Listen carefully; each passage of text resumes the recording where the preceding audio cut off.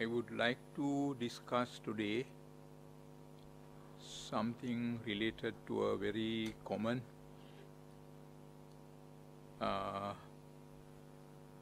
topics you may have learned, you may have heard about four Brahma Viharas, but I try to talk something different way about four Brahma Viharas. That means four virtues or four qualities. If not, we can say based on English translation, four sublime states. I am quite sure you all are familiar. Four sublime states or four virtues which we are supposed to practice even as a daily practice, even in meditation. Metta or loving kindness, if not love. Karuna or compassion. Mudita or practice of appreciation, if not practice of happiness towards others' progress. Then the last one, equanimity or upekha. We are familiar with these four qualities. So I think I don't have to explain with details about these qualities. But when we put these qualities into practice, we have some difficulties. We are facing some difficulties. We encounter with some difficulties when we practice these qualities. Especially first three, metta or love, if not loving kindness, then compassion, karuna or compassion, and mudita or sympathetic joy. We have a difficulty to practice these qualities. The problem is we even do not know the difficulty which we are really facing. Therefore, sometimes we practice them in a wrong way. If we take first quality, metta or love, if not loving kindness, we always take it in a wrong way. In another words, can say we practice it in a wrong way without awareness, without understanding. Metta, practicing metta is always, when we practice metta, our thoughts get corrupted with attachment. Attachment can make our metta corrupted. So, the value of metta will be less. When we practice metta to others, we need to be very careful about our attachment. Especially when we practice metta bhavana towards close ones. Generally, we ask people to start practice radiating metta towards friends. Then we ask towards neutral ones. Then towards difficult ones. of course, we start with practicing metta towards ourselves. When we practice metta bhavana towards friends, the friendship which we have with our friends is not the important thing.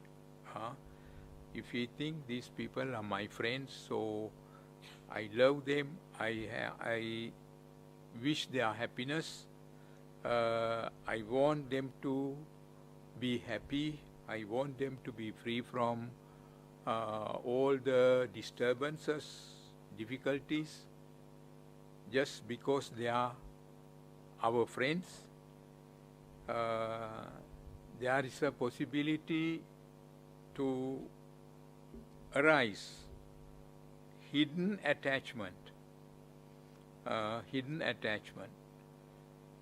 So then it won't be pure metta or loving kindness, because attachment comes and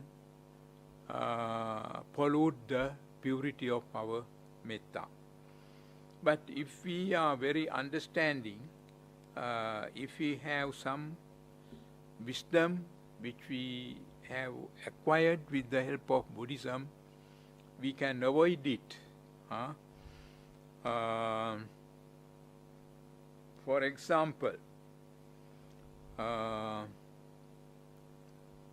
when we have very close friends, and when we practice metta bhavana and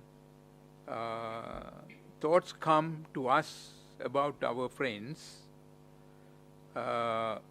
we have to think, although they are our friends, we are practicing metta or loving kindness not because they are our friends. Just because they are our friends, if we think they deserve so much love or loving kindness from us, it is not pure metta. We have to think of them also just like we are thinking of all other living beings. They are our friends, we have some relationship, we have some contact, but when we come to metta, all those things are immaterial. The friends also, just like other living beings, they deserve our metta, they deserve our love, because they are just like us. They are subjected to face all the worldly conditions.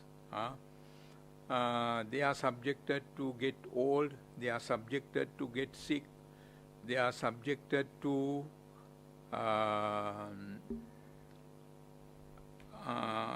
be unable to get what they want. They are subjected to get what they don't want or what they have no wish to gain. So in that way, they are subjected to experience worldly suffering, just like ourselves. The friendship is not the important thing when we practice metta bhavana towards even our friends. They are just like us, subjected to experience dukkha or discomfort. Therefore, we wish them to be happy. We wish for them to be free from discomfort, free from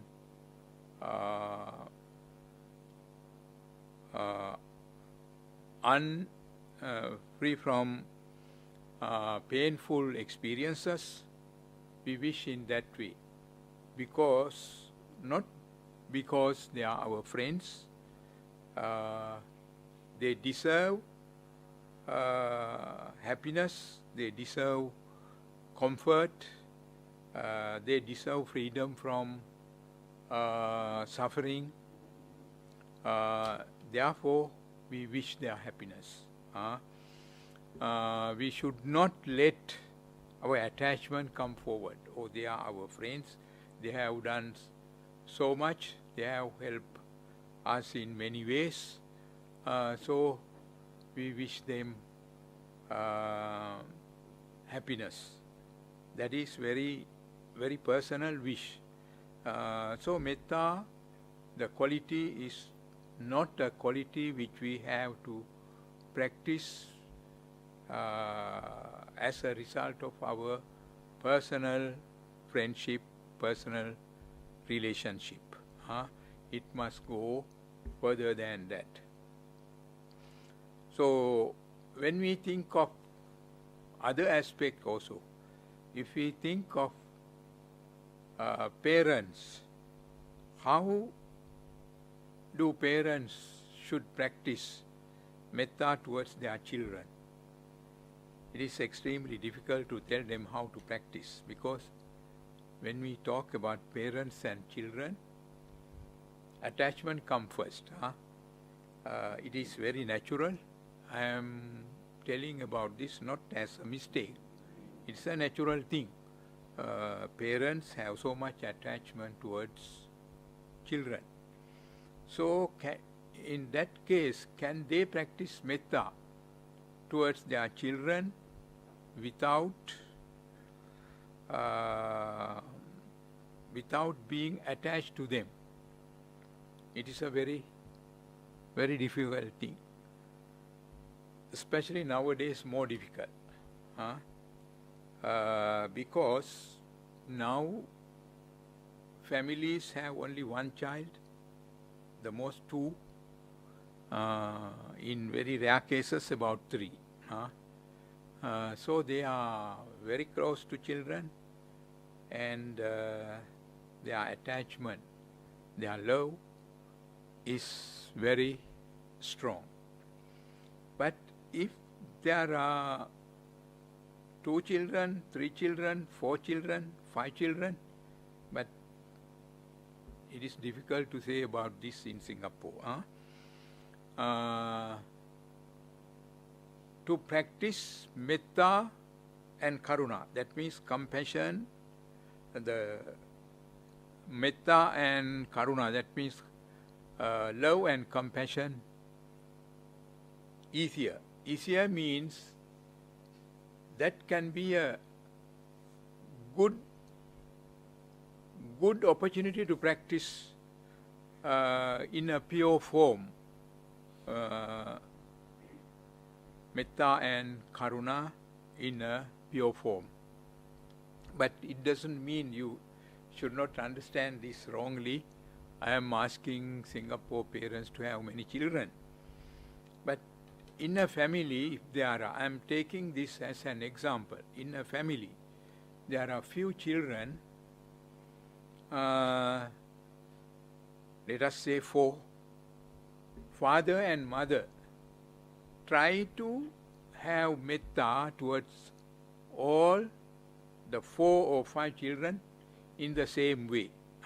One may be very intelligent, one may be very obedient, one may be very pleasant.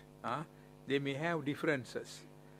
Because of those differences, if parents have special kind of love towards that particular one, that is not metta, that is attachment. And one may be quite mischievous. So towards mischievous one, if they have some kind of course, even towards mischievous ones, parents love. In some families I have come across, mischievous one get the most deeper love from children. Once I have blamed my mother also about that. Maybe I was ignorant about that time. In our family, our eldest brother, maybe I am wrong, but I think he was not so good. but my mother always sided him. She may had her own reasons, but she didn't want anybody to criticize him. Even when we criticize him, mother liked to support him. So one day I told her, because of you, he has become like that. Don't come to talk with me about my eldest brother. So she was very hurt because of that. So in some families we can see it. Mischievous one get better attention from parents. Try to save the mischievous one from blame of other people. Anyway, some parents don't like the mischievous one, so they have different attitudes towards them. For children, 4 types of attitudes. The most obedient one, some parents love that one.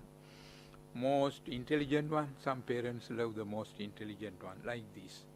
But when parents have 3 children, 4 children, or few, it is a very good opportunity to practice true metta and compassion. Try to have metta, try to have loving kindness towards all of them in the same way. Whether intelligent, mischievous, obedient, or whatever the way, have same love, same compassion, and same mudita or sympathetic joy.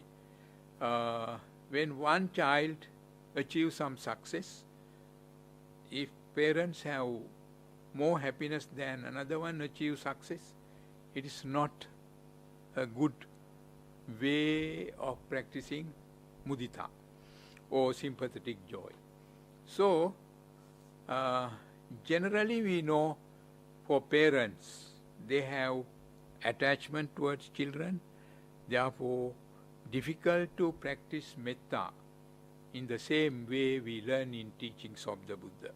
Difficult to practice compassion in the same way taught by the Buddha, without being attached to them.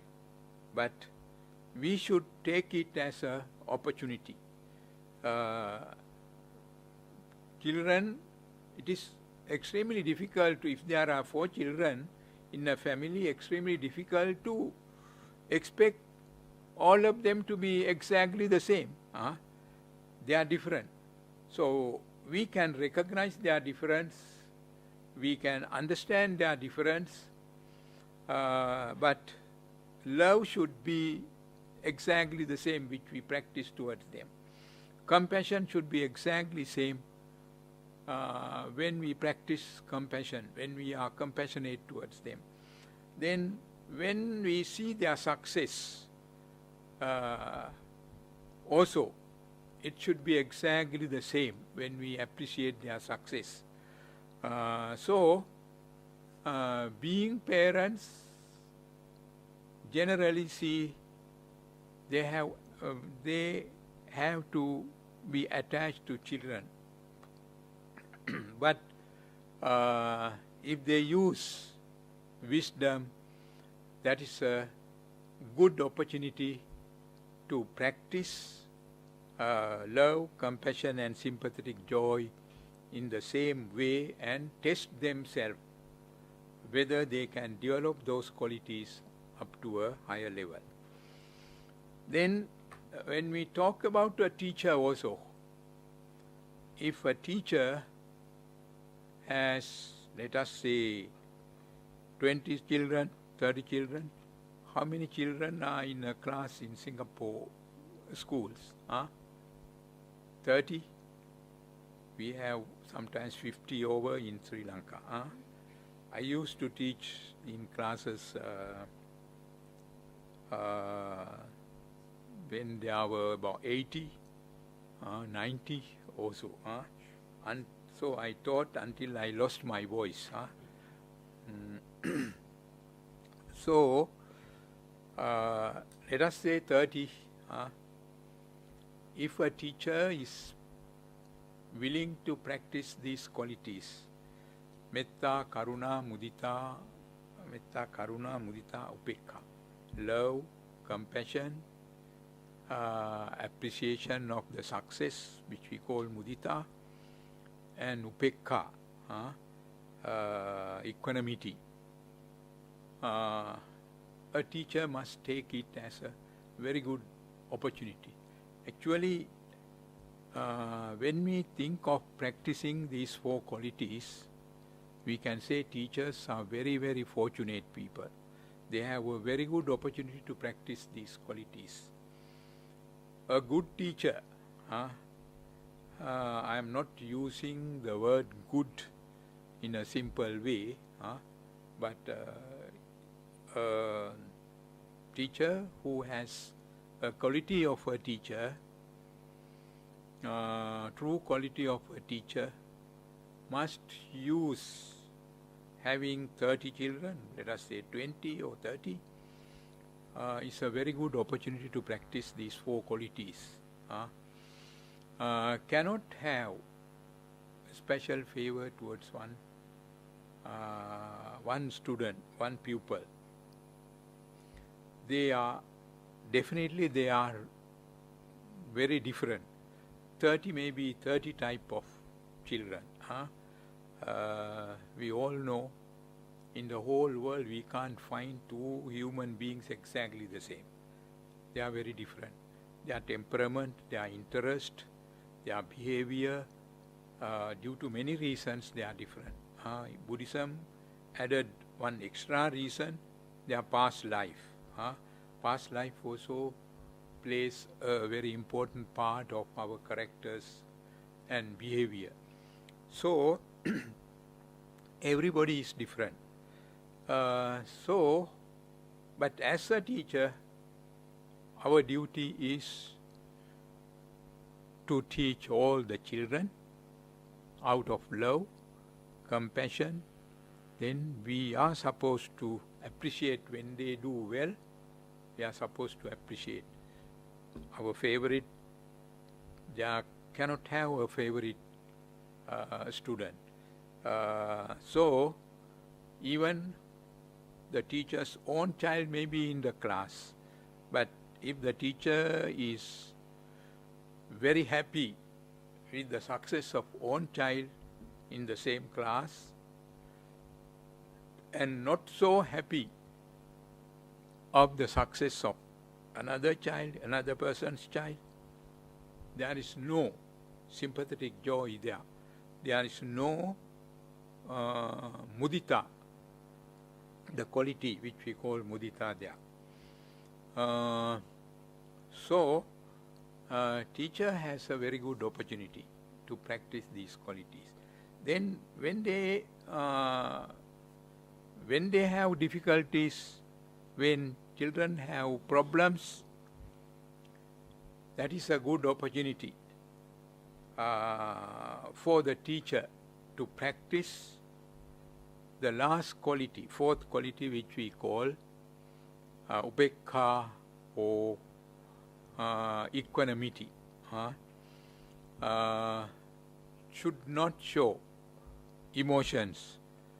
When children are having some problems, parents cannot control. Parents have difficulties to control emotions. But teacher should be able to control emotions, see the problem, see the difficulty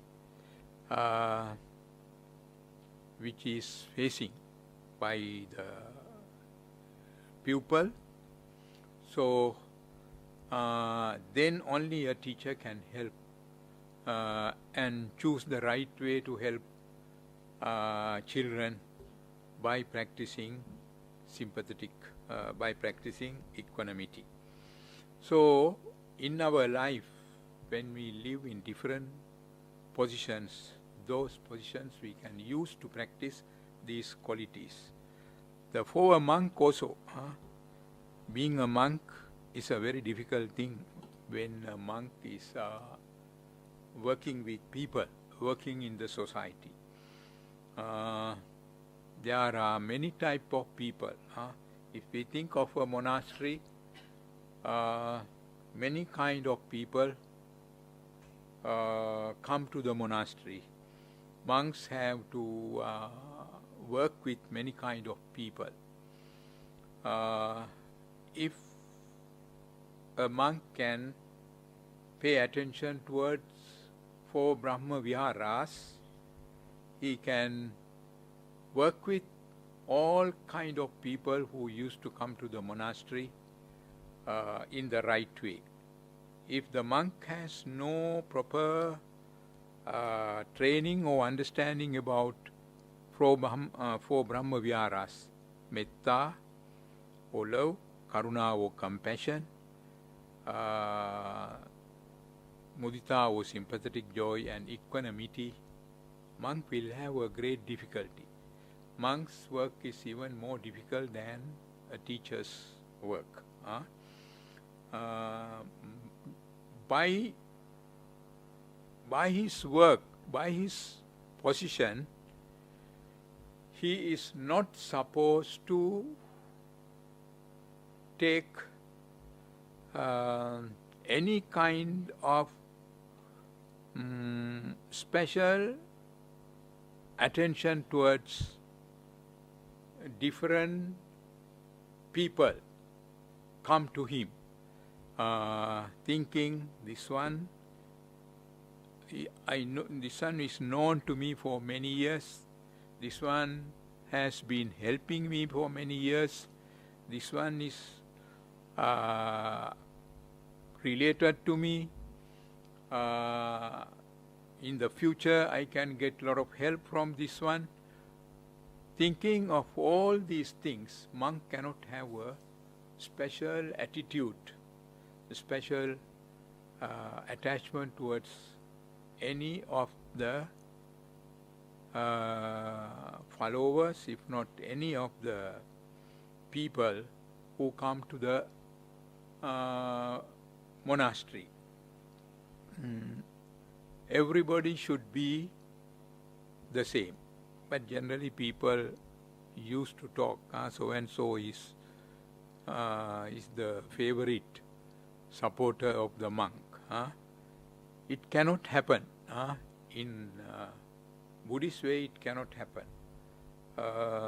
Have to pay same attention when there is a need to pay attention towards everybody. So in that sense, monk is also a very fortunate person. As monks, they get ample opportunities, many opportunities to practice these qualities: metta, karuna, mudita, and upekkha. When they approach or when they are in need of help, so monks must use that as a good opportunity to practice these good qualities. So, in our life, when we come to practice these 4 qualities, 4 Brahma Viharas, our position especially pay a important part. Parents have the opportunity to practice these 4 qualities without any difference towards their children.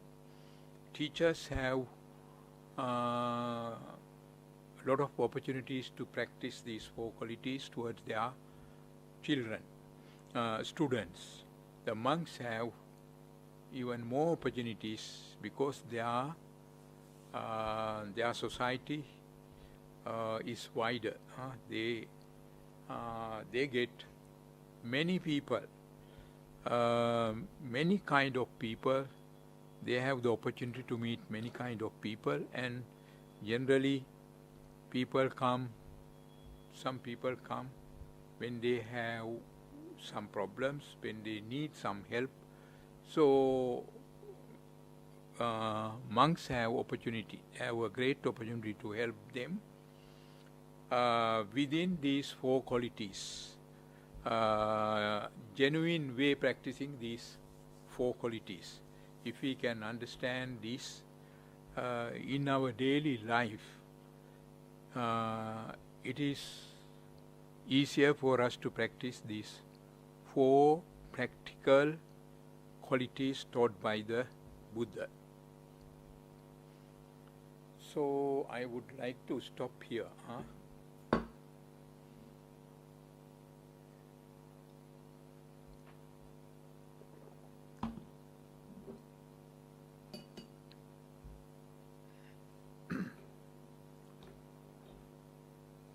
Really want to ask anything?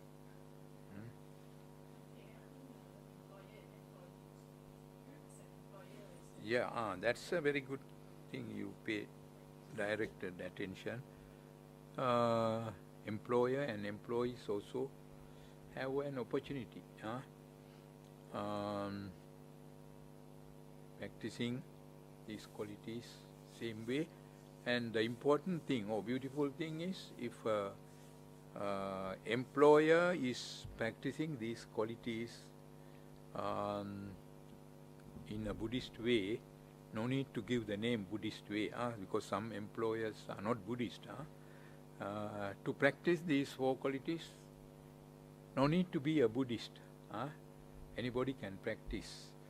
So if employer practice it, I think there will be less problems.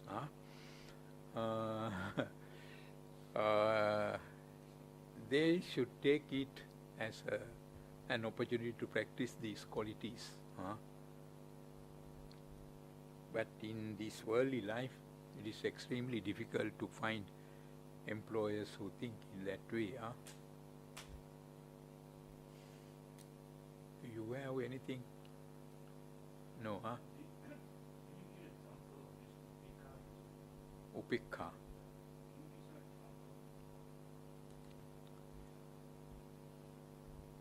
What do you mean by example?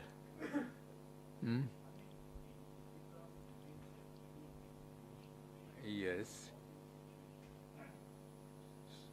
Yeah. So you know the answer actually. The example is,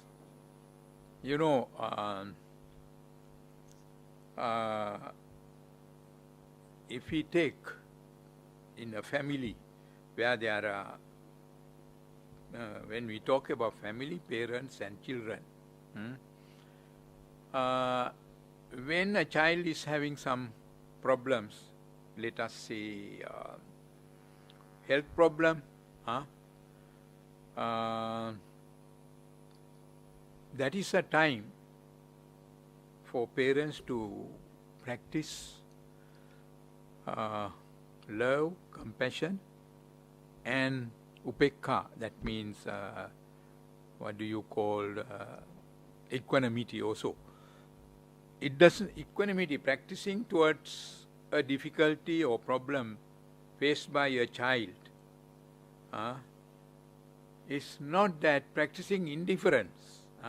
They must pay very close attention, must do whatever possible, but not emotional way. When they become more emotional, sometimes they do not know how to choose the right approach to help them. So they have to be calm. They have to maintain a kind of calmness and see what is necessary and do it. When a child is suffering due to a health problem or whatever, some other let us say a grown child has an emotional problem. If parents become emotional, how to help the child? So equanimity or upekha is very necessary in such a situation. When a teacher wants to help a child, the student, nowadays students have stress and many other problems. So teacher cannot get angry, get unhappy. Teacher has to focus on the problem of the student very closely. In order to do that, he needs this quality, upekha. So, in every aspect of our life, upekha is helpful in order to work with that situation. So, okay, let us stop.